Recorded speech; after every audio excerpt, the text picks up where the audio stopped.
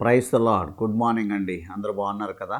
దైవ వాక్కు అనే కార్యక్రమానికి ప్రేమతో మిమ్మల్ని ఆహ్వానిస్తూ ఉన్నాం. ఈరోజు దైవ సందేశాన్ని దైవ వాక్కు ద్వారా మనం నేర్చుకుందాం. పరిశుద్ధ గ్రంథంలో నుంచి నిర్గమాకాండము 13వ అధ్యాయం 3వ వచనాన్ని మనం చదువుకుందాం.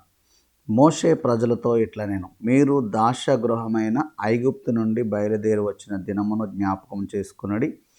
యెహోవా తన బాహుబలము చేత దానిలో నుండి మిమ్మును బయటికి రప్పించాను. యెహోవా తన బాహుబలము చేత దానిలో నుండి మిమ్మల్ని బయటికి రప్పించాను. మోషే మాట్లాడుతున్న మాట, దాస్య గృహమైనటువంటి ఐగుప్తులో నుండి దేవుడే మిమ్మల్ని బయటికి రప్పించాడు. ఎలా రప్పించాడు?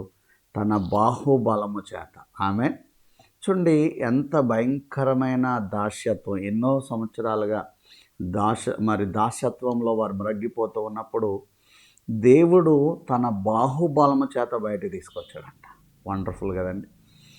మనం కూడా కొన్నిసార్లు నా బ్రతికింతే, నా జీవితం ఇలా నాశనం అయిపోద్ది, లేకపోతే ఇందులోంచి నేను బయటకు రాలేని, శ్రమల్లోంచి నేను బయటకు రాలేని, కష్టంలోంచి నేను బయటకు రాలేను, మరి ఇన్ని అప్పుల్లోంచి నేను బయటకు రాలేని, బలహీనతలోంచి నేను బయటకు రాలేను అని కొన్నిసార్లు మనమే ఏం చేస్తామంటే కృంగిపోతూ ఉంటాం.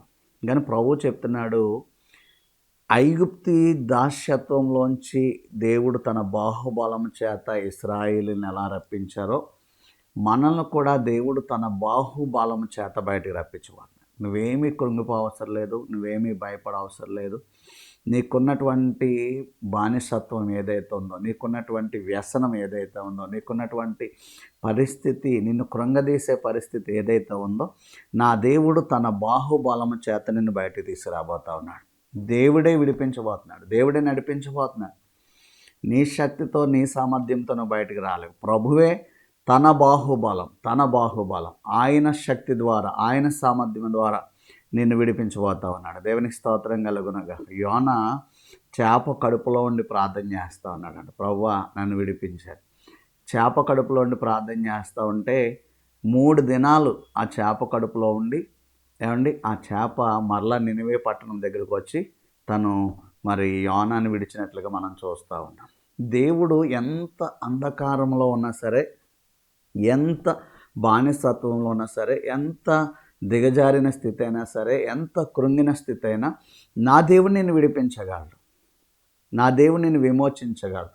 నువ్వు ఉన్న స్థితిలో ప్రభుకు అప్పగించుకుని ప్రభు సహాయాన్ని కోరుకోగలిగితే నా దేవుడు విడిపిస్తాడు. చూడండి, యోసేపు జీవితాన్ని మనం చూస్తే, యోసేపు అన్నలు కొట్టారు, హింసించారు, బాధించారు, గోతిలో పడేశారు, అమ్మివేశారు, చెరసాలకు వెళ్ళే పరిస్థితి యోసేపుకి ఎదురైంది.